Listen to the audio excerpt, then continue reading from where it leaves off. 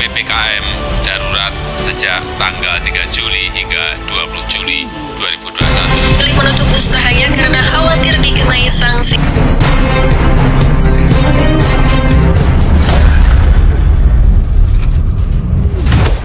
Hai, perkenalkan nama aku Elisha Rosa Natali dari kelas 11 IPS. Saya Alex Botovento dari kelas 11 IPS. Nama saya Zata Tiara Nabila dari kelas 11 IPS. Kami selaku perwakilan dari SMA Negeri 1 Singosari akan menanggapi mosi debat pelaksanaan PPKM melemahkan upaya pemulihan ekonomi nasional, dan kami setuju akan hal itu. Yang pertama, kita bisa lihat dampak terdapat pada sektor pariwisata, di mana terjadi penurunan pendapatan pariwisata di sana karena menurunnya jumlah para wisatawan yang berkunjung pada daerah wisata tersebut. Lalu, meskipun akan ada orang yang berwisata pada pariwisata tersebut, namun hasilnya tidak akan signifikan seperti yang kita harapkan. Dan juga tidak hanya wisatawan domestik, namun juga wisatawan mancanegara pun juga mengalami penurunan karena terbatasnya maskapai penerbangan. Selain itu, juga penutupan beberapa objek wisata dan juga pembatasan baik dari waktu dan juga jumlah pengunjung yang dibatasi. Peraturan pemerintah juga berpengaruh, yaitu apabila kita telah melakukan berpergian, diharapkan untuk melakukan isolasi mandiri yang akan menghambat aktivitas yang akan kita lakukan. Sebagai contoh utama adalah pariwisata di daerah Bali, di mana mengalami penurunan sebanyak 99,99% dari tahun sebelumnya dan hanya 43 kunjungan dalam satu tahunnya. Di samping itu, yang membuat ekonomi semakin lemah adalah pelarangan ekspor dan impor di berbagai negara yang menyebabkan perusahaan tidak bisa mengirim produknya ke luar negeri, serta luar negeri tidak bisa mengirim bahan baku ke Indonesia, yang menyebabkan banyak perusahaan yang mengalami gulung tikar, dan juga banyak perusahaan yang mem-PHK pegawainya. Di samping itu juga distribusi di dalam negeri juga ikut terkendala akibat adanya PPKM ini. Akibat dari PPKM ini, banyak pemerintah melakukan pembatasan masuk di berbagai daerah yang menyebabkan harga barang meningkat dan juga beberapa bahan pokok mengalami kelangkaan. Begitu juga dalam faktor pendapatan masyarakat pada awal tahun 2020, pertumbuhan ekonomi dunia mengalami penurunan termasuk dengan negara Indonesia. Hal ini disebabkan oleh adanya wabah yang melanda seluruh Indonesia, yaitu adanya coronavirus disease 19 atau yang biasa kita sebut dengan COVID-19.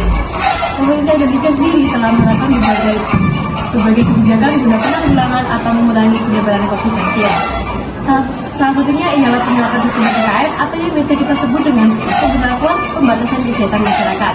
Namun, adanya PPKM ini justru menimbulkan adanya dampak negatif terhadap perekonomian masyarakat di tingkat perusahaan hingga tingkat UMKM. Salah satu dampak negatif yang ditimbulkan oleh adanya PPKM ini ialah pembatasan waktu buka dan tutup usaha hingga penutupan tempat usaha yang menyebabkan jumlah menurunnya pengunjung akibat adanya PPKM. Hal inilah yang mengakibatkan adanya penurunan pendapatan masyarakat Indonesia. Menurut Badan Pusat Statistik 2021, tingkat pendapatan Indonesia pada bulan Februari 2021 ini sebesar 2,86 triliun rupiah. Namun pada bulan Agustus 2021 ini mengalami penurunan sebesar 2,74 triliun rupiah. Hal ini menunjukkan adanya penurunan sebesar 4,34% pendapatan Indonesia pada bulan Februari 2021 hingga Agustus 2021. Adanya PPKM tersebut mengakibatkan Indonesia tidak bisa memulihkan ekonomi nasionalnya dengan baik. Akibatnya banyak karyawan-karyawan Indonesia yang terpaksa di-PHK oleh perusahaannya. Mereka yang sudah terkena dampak COVID-19 masih harus menanggung risiko untuk terkena dampak PHK. Pemutusan hubungan kerja mengakibatkan para karyawan kehilangan pendapatan kerja untuk memenuhi kebutuhan hidupnya dan keluarganya. Seperti bisnis-bisnis kecil, seperti usaha rumahan, warung kelontong, dan minimarket pun mereka juga mengalami penurunan pendapatan akibat kurangnya minat pembeli pada saat PPKM. Dampak PPKM pada sektor pendidikan yaitu banyaknya siswa yang daring sehingga kegiatan pembelajaran daring yang dilakukan menjadi kurang maksimal. Adapun cara pemerintah untuk meningkatkan pembelajaran daring adalah dengan cara pemberian kuota secara gratis tiap bulannya kepada siswa yang melakukan pembelajaran daring. Nah, hal ini bisa kita lihat bahwa terjadi peningkatan pengeluaran negara untuk membayar kuota tersebut. Selain itu, kesadaran para siswa untuk melakukan pembelajaran daring juga masih tergolong rendah, serta para pengajar yang masih kurang menguasai IT menyebabkan kurangnya pembelajaran daring ini. Investasi juga mengalami banyak kendala-kendala karena banyak masyarakat yang investasinya terganggu akibat adanya PPKM, seperti saham, obligasi, dan juga kripto. Masyarakat tahu bila mereka berinvestasi sana, nantinya harganya akan turun dan juga anjlok. Itu yang membuat masyarakat takut dalam berinvestasi. Dan juga investor luar yang ingin berinvestasi ke Indonesia juga mengalami hal serupa karena keadaan Indonesia yang masih belum stabil, sehingga mereka takut untuk berinvestasi ke Indonesia. Dan itu yang membuat perekonomian Indonesia mengalami kemerosotan. Investasi di bidang properti, apartemen, tanah juga mengalami hal yang serupa. Karena di masa PPKM ini banyak orang yang takut berinvestasi ke sana karena memerlukan kontak langsung dengan pihak lain dan juga perlunya untuk mengecek kondisi lain-lain. Sehingga banyak perusahaan di bidang properti yang mengalami kebangkrutan, sehingga banyak tukang dan kontraktor yang tidak mendapatkan pekerjaan. Pada faktor produktivitas sebelum pandemi dan pertumbuhan Indonesia ini sudah dalam kondisi yang mengkhawatirkan. Untuk kasus Indonesia, satu dekade sebelum terjadinya pandemi COVID pada tahun 2010 hingga 2019, pertumbuhan produktivitas perekonomian Indonesia yang dihimpun dari Output PDB per pekerja ini memiliki tren penurunan dari 6,95% pada tahun 2011 menjadi 3% pada tahun 2019. Kementerian Ketenagakerjaan atau Kemenaker memperkirakan sebanyak 48% para pekerja di sektor kritikal, esensial, dan non-esensial yang terancam terkena PHK dan dirumahkan akibat adanya PPKM level 4 ini. Berdasarkan data dari Kemenaker yang dihimpun dari berbagai provinsi di wilayah Jawa dan Bali, dari total pekerja di kategori sektor kritikal, esensial, dan non-esensial terdapat 24,66% para pekerja yang berpotensi di PHK dan 23,72% dirumahkan. Begitu juga di berbagai perusahaan hingga pabrik-pabrik yang terdapat pengurangan karyawan, di mana karyawan yang berusia 50 tahun ke atas ini dirumahkan. Mengapa demikian? Karena usia 50 tahun ke atas ini sangat rentan untuk terkena virus penyakit COVID-19. Hal inilah yang mengakibatkan adanya produktivitas ini menjadi menurun dan beban biaya produksi diproyeksikan menjadi naik 2 kali lipat. Bahkan banyak juga pelajar, guru hingga karyawan yang menerapkan sistem work from home atau yang biasa kita sebut dengan WFH. Bahkan banyak juga karyawan kontrak yang kontraknya ini tidak diperpanjang oleh perusahaannya.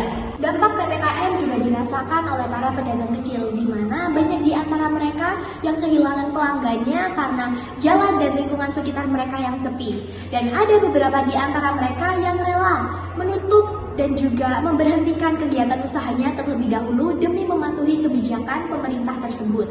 Akibatnya, beberapa pedagang juga mengalami penurunan omset dan juga sulit untuk memenuhi kebutuhan hidupnya.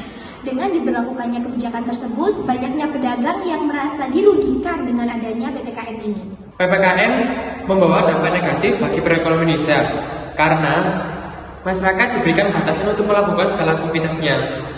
Maka dari itu, banyak perusahaan yang menerapkan WFH atau work from home, sehingga banyak para pegawai bekerja di dalam rumah.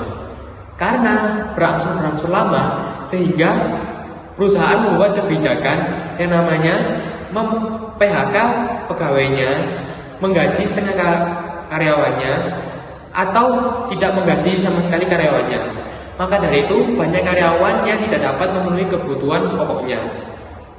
Serta seperti pedagang kaki lima dan ojek online juga terkena dampaknya, karena masyarakat takut bila membeli dagangan pedagang kaki lima karena takut bila makanan itu tidak higienis. Serta pemberlakuan jam malam juga membawa dampak negatif karena banyak pelanggan dari pedagang kaki lima adalah orang yang pulang bekerja pada saat malam hari.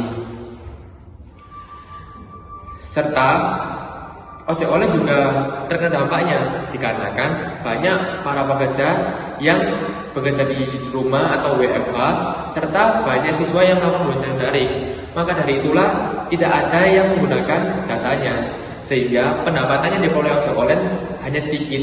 Itulah yang mendorong banyak pedagang kaki lima atau ojek online yang berhenti untuk bekerja. Maka dari itulah PPKM sangat merugikan ekonomi di Indonesia ini karena mengganggu setiap mobilitas masyarakat, sehingga masyarakat banyak yang terdampak akibat dari PPKM diperpanjang ini.